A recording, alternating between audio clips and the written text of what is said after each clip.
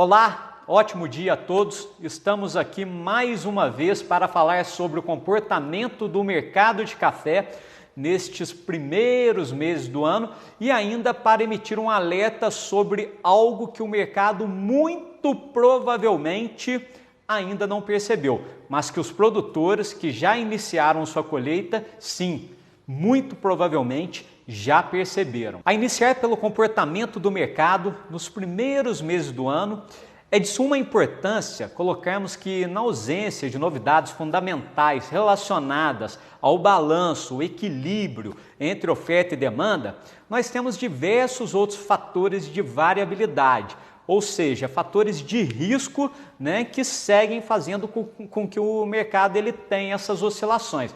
Nós temos aí fatores políticos, econômicos, cambiais, como exemplo, na síntese do mercado do mês passado, quando o dólar ainda estava na casa de 5,70 e o contrato C Nova York, ou seja, o contrato de café na Bolsa de Nova York, a ICE Futures United States, ainda estava aí na casa dos 120 cents por libra-peso. E nós colocamos em um prognóstico de que muito provavelmente no mês de abril haveria uma possível queda no dólar, que acabou vindo, voltando aí para casa dos 5,35, seguida de uma possível correção altista na Bolsa de Nova York, que progrediu para casa de 140 cents por libra-peso. Enfim, o que de fato se confirmou no mês de abril. Agora, falando sobre os fundamentos, vamos começar falando do consumo, que conforme muito bem exposto, explanado pelo presidente do Secafé, o Nicolas Rueda, em entrevista à agência internacional de notícias, a Reuters, ele colocou o seguinte: o café é um produto resiliente, nem a crise econômica, nem a pandemia conseguiram tirar o consumo de café. Agora vamos ver o mundo saindo da pandemia no ciclo de baixa produção aqui no Brasil e uma demanda que não cessa e muito pelo contrário, poderia continuar crescendo. Acho que ainda tem fortes emoções e o balanço mundial é muito fino. Informações essas do Nicolas Rueda que nós compartilhamos, que nós concordamos. Agora vamos falar um pouquinho da produção. Em janeiro deste ano nós já tivemos o primeiro levantamento da safra brasileira, desse ano, por parte da Conab, ok? Com uma possível quebra aí podendo girar de 21% a quase 31% em relação ao ano passado. E isso tudo em função das condições climáticas do ano passado, com escassez de chuva e temperaturas elevadas, já para uma safra que naturalmente seria menor, dada a bienalidade da cultura.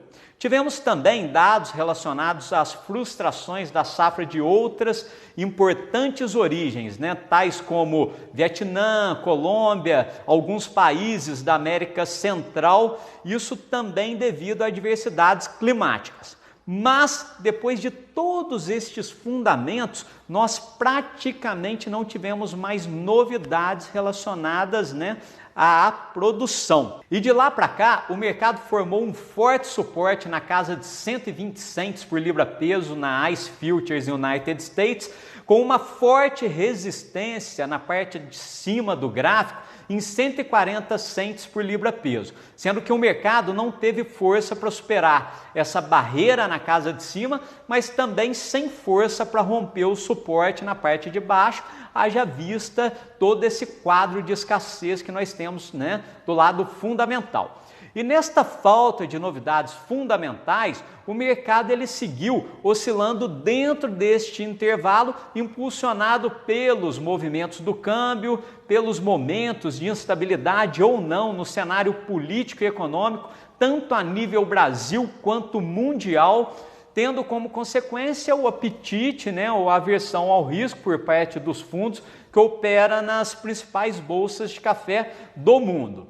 Então é isso. O que veio ocorrendo com o mercado de café neste ano, na ausência de novidades que estressassem o mercado, é que ele se apresentou dentro desse intervalo e se manteve, né? Agora eu pergunto, e se houver um surto além do esperado na oferta? Ou seja, um novo estresse no mercado ocasionado por um possível novo decréscimo dos números relacionados à safra brasileira. Sim, estamos falando de uma quebra ainda maior do que aquelas que já foram divulgadas até aqui. Mas o que seria a causa deste novo surto, né? Muitos perguntam. Pessoal, em função de alguns veranicos que seguiram ocorrendo em determinadas regiões cafeeiras nestes primeiros meses do ano, a granação dos frutos não vem sendo o que se esperava. E com isso, o rendimento deve ser abaixo do previsto até então. Bom dia, pessoal. Hoje é 30 de abril de 2021. Estamos aqui na Fazenda Experimental de Varginha e fizemos uma colheita de um talhão para a gente fazer um teste rápido no balde e ver a porcentagem de frutos que vão boiar. Nós estamos aqui com a jarra, 2,5 litros cada jarra, então nós vamos jogar aqui dentro do balde, mais 2,5 litros. E agora a gente vai verificar a quantidade de frutos que boiaram. Então, pessoal, aqui é a quantidade de frutos, né, de 5 litros que a gente colocou, a quantidade de frutos que boiou.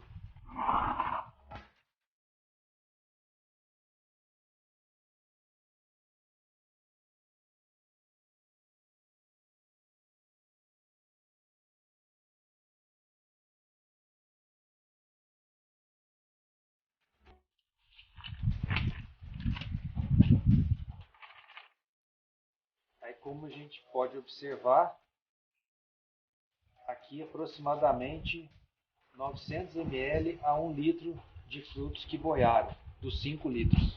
Estamos aqui no sul de Minas, no município de Boa Esperança, em um terreiro de café, onde nós começamos a safra essa semana. Aqui é o café boia, que saiu no lavador, que é o café mais leve, né, que boia. Na primeira lavoura que nós colhemos, de Mundo Novo 376/4, uma lavoura molhada, uma lavoura irrigada, nós tivemos 28% de cafés boias nessa primeira leva. A grande maioria do café boia que está aqui no terreiro, ele está composto por verde e cereja, e não por café seco. Quando esse café toma poucas horas de sol, mascara essa quantidade de cereja, porque o cereja rapidamente ele muda de cor. Eu vou mostrar ali para vocês uma situação que nós acabamos de tirar do lavador. Olha aqui a quantidade de cereja verde. O seco mesmo é muito pouco. A maioria do café aqui é verde e cereja. E quando nós cortamos esses frutos verdes e cereja, nós observamos que ele tem uma falha de granação. Todos eles são cafés que têm falha na sua granação, tanto cereja quanto o verde. São cafés que têm alguma falha na sua granação. Esse daqui, ó, xoxo, ó, não falha nenhum. O lavador é preciso, o lavador não erra. Muitos players do mercado ainda não estão cientes deste fato. E sim, a tendência é que o mercado, considerando a lei da oferta e demanda, ao perceber a possibilidade de um novo surto na produção ainda não esperado, aliado a um possível retorno do crescimento do consumo pós-pandemia, reequilibre o balanço por meio de um ajuste nas cotações com possível elevação do patamar em que se encontra atualmente, de modo em que a resistência aí, né, vem batendo 140 cents por libra-peso, suba um ou mais degraus, elevando as cotações a um novo patamar.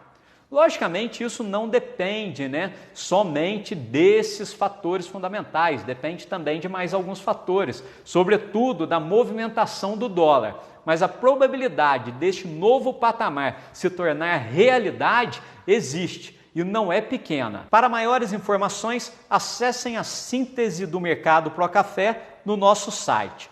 Nós, da Fundação Procafé, desejamos a todos os cafeicultores de nosso país um excelente e abençoado início de colheita. Até a próxima!